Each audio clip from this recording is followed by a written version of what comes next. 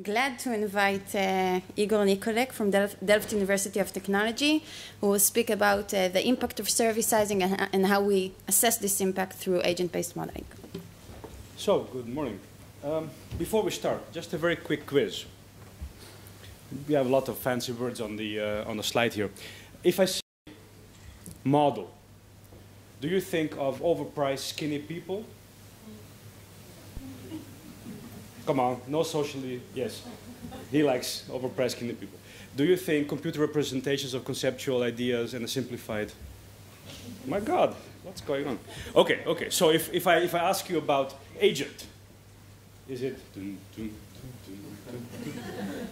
There we go. Yes. A software entity that's autonomous, active, proactive, lives in a specific computer environment? No. Oh boy. Okay, so I have a challenge in front of me. So I'm Igor Nikolic from Delft University. My colleagues Renier Verveen, Casper Kish is over there, responsible for the model here. So let's talk about agent-based modeling and what is it, why should you care? So let's talk about applications first before I tell you what it is. So it's a tool that has been a very rapid increase in use across the scientific fields.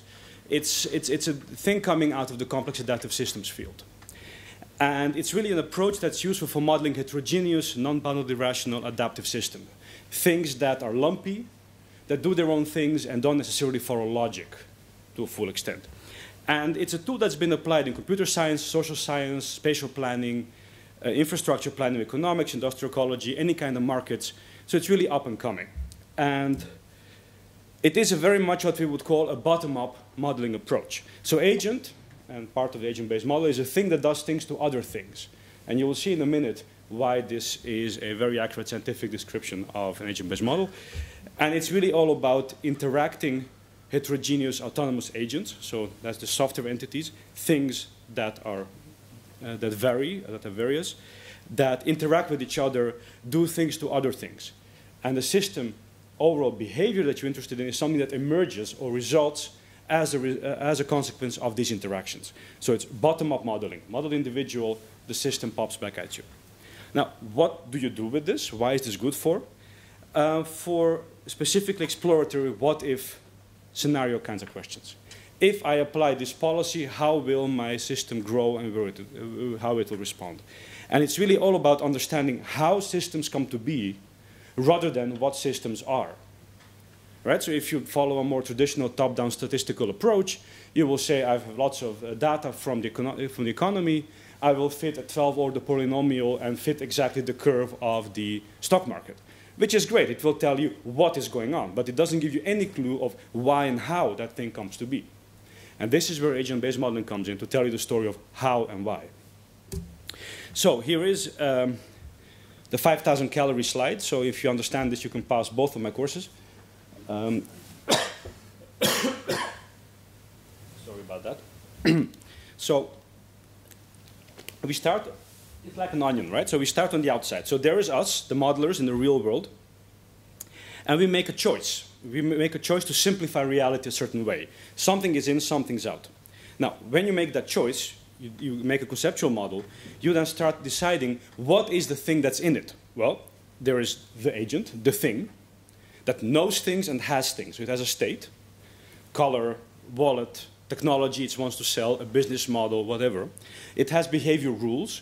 I will first ask the price of my inputs and then do a price plus margin calculation to determine the price, for example. It will interact with itself, with others, receive inputs from the others, or affect others or the environment. So that's the thing that does things to other things. Now, what do we do? This is clearly a software entity.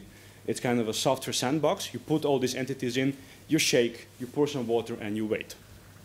Now, after a while, through this interaction, patterns of behavior come out, which give you insight about how the world could work. Right? Because don't forget, all models are wrong. Some are useful. Right? And we are very good at making lots of very wrong models.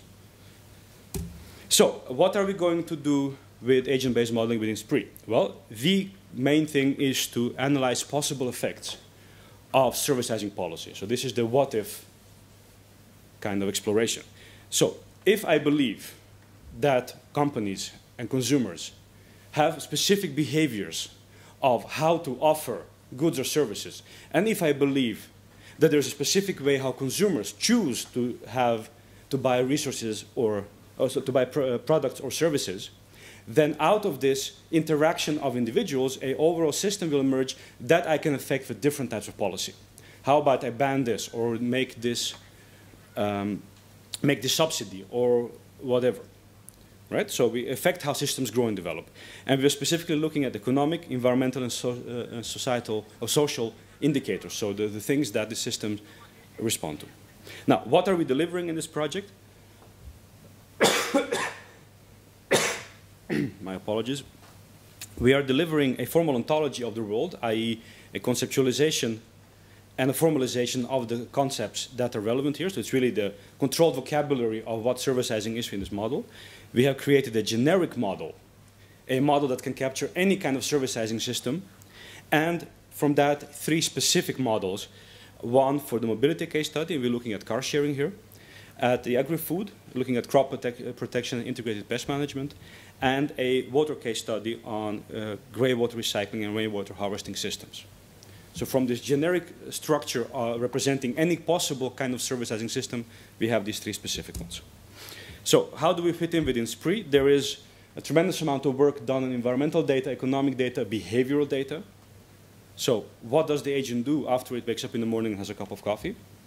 Right? So agents being exactly these entities that make these daily decisions. We bring that data in. We use a lot of input from our partners to construct these entities that know things and do things. And having created this digital clay, we kind of push it and prod it and torture it a little bit to help us answer, if I put certain policies on the system, where could it go? Now, I don't want to bore you with all the details. We have spent almost 2 man-years building this stuff, so I will not go through the details here, but you know how to find us to talk to us in a minute about the details. So just to give you a sense of the scope of this model, before I move on to an example to make it slightly less abstract. The system boundary is really a market around a central functional need. So what does that mean? We're modeling somebody who needs something. Like I need 1 hour of transport today by bicycle. Now, what we're modeling is the market around that specific need. So we're not modeling the grandmother's poker club. We're just modeling that person's need to transport. It's within a certain geographic area, a specific supplier-buyer relationships, both B2B and B2C.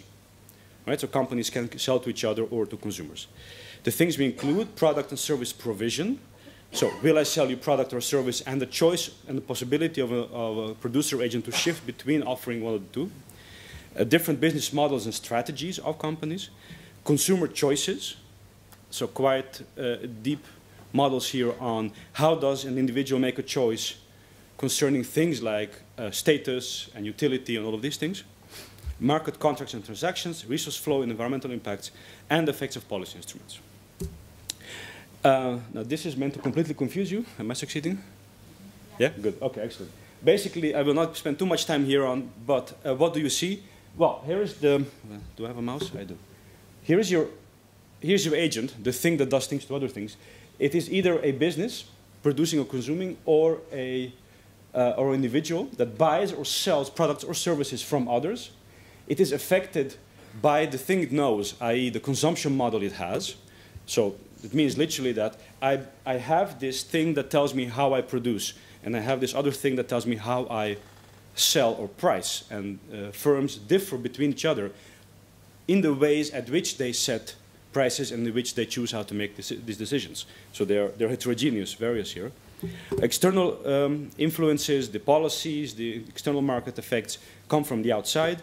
Requirements such as the skill needed to use a service, infrastructure needed to use service or product. So it just gives you a bit of a sense of the full width. How does it roughly work? And I'll very quickly run through this. The agent wakes up in the morning, takes a cup of coffee. If I need to reconsider my consumption model, I will do that. So I will look at the world. I'll look at, with my partial information, what is there to be had today? Oh, I need to buy one hour of transport. What can I get? Oh, I can get a car. I can get a car sharing. I can buy a car or get a bicycle. Okay.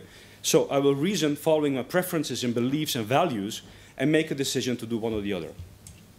Okay. Then I would choose a particular offer, buy it, consume it, and so on. A producing business will do something similar. Wake up in the morning, have a cup of coffee, and say, maybe today I want to offer a product. Or maybe because I have done a limited market research with my potential consumers, I decided there is more need this time to offer service. So I will switch my production with associated cost and lead times and such to start offering a service.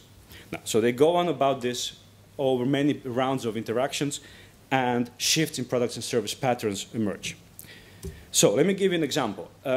As we are currently collecting data for the case studies, this is an abstract example case study that we're not actually doing in the project, but it illustrates how the system works. So we have, being from Holland, of course we had to look at bicycles.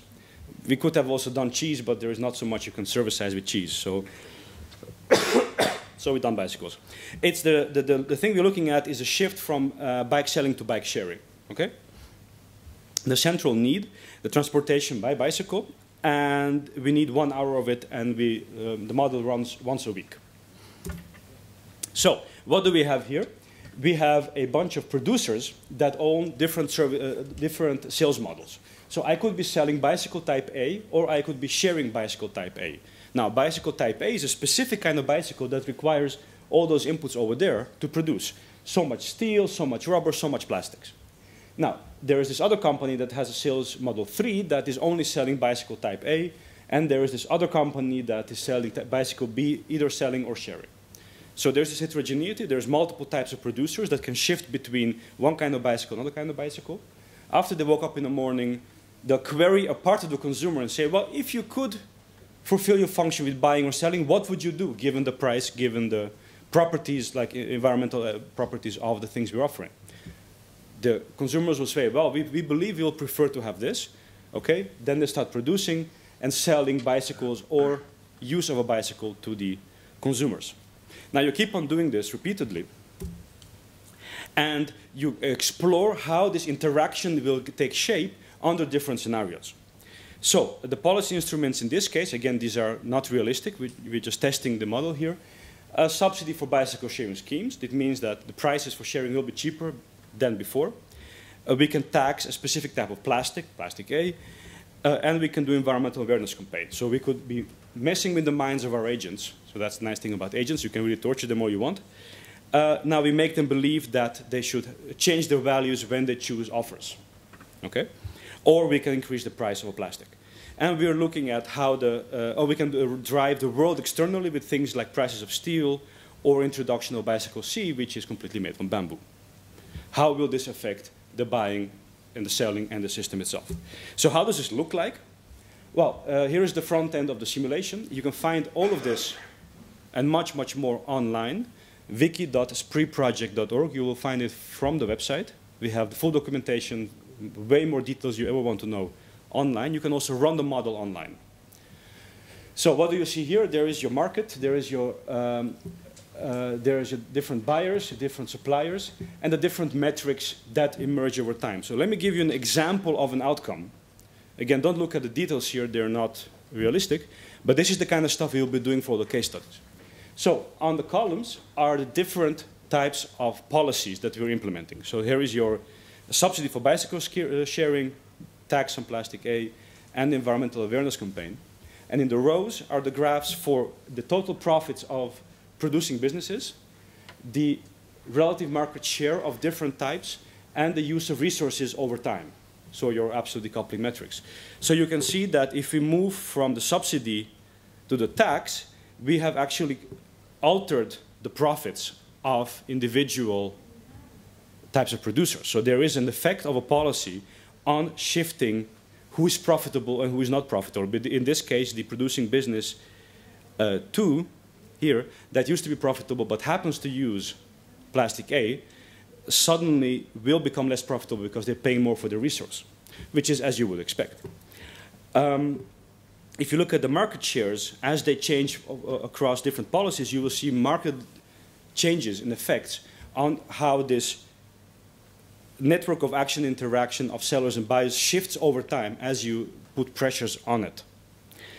And so you can see in this particular case, going from the subsidy to the ban on tax on plastic, there's a marked difference of, in this case, bicycle A, dropping radically in market share, whereas a environmental awareness campaign in this particular case doesn't have a lot of effect. Again, don't focus on particulars here. We're in the business of calibrating the model right now with real data, so suddenly this will make much more sense. Okay, so this gives you a bit of a sense of how this works and what can you do with it. Now, some of the next steps, as I mentioned, we're busy doing the sector-specific models as we speak. So we hope to have them by our next workshop, September or in December, have them done. Do in real life and extrapolate the results from the model into real world, saying, well, maybe it's not such a good idea to do this policy, or maybe it is. Now, given that, I thank you for your attention. If there's questions, you know how to find me. Yeah.